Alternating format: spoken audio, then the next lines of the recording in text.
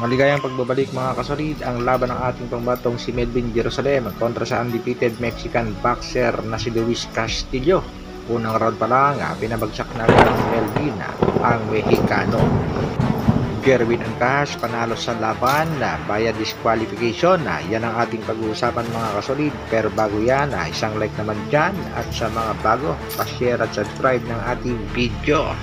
Para sa ating unang balita mga kasolid, Jerwin Pretty Boy Ancajas panalo nga sa bakbakan kontra nga dito sa napakadayang boxingero na kung saan ginawa nga niyang wrestling ang bakbakan. Pinabagsak din ito ni Ancajas sa unang round pa lang ng kanilang bakbakan at na-disqualified nga, kaya itinanghal na panalo si kabayang Jerwin Pretty Boy Ancajas. Sa kabilang balita naman mga kasolid, ang labang hinihintay ng mga boxing fans, ang laban ng ating pangbatong si Melvin Jerusalem kontra nga dito kay Castillo na ginanap nga dito sa Mandaluyong.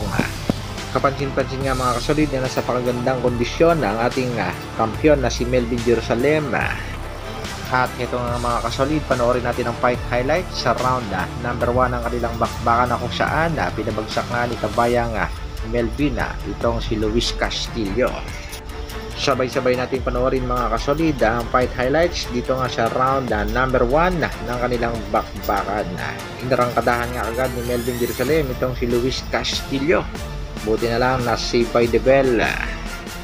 Tila makakabawi nga ang ating pambatong si Melvin sa kanyang pagkatalo sa kamay ng Mexicanong si Oscar Colazo.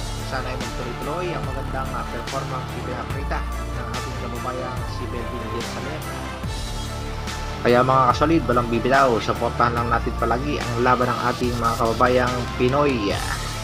Shoutout nga pala sa nag-iisang angas ng Pinas, Cuadro Alas, General Casimiro. Hanggang dito na lang muna mga kasolid. Maraming salamat sa patuloy na pagsuporta at panonood. Isang like naman dyan, at sa mga bago, pa-share na rin ang ating video. Mabuhay, Dr. Alvin Vlogs.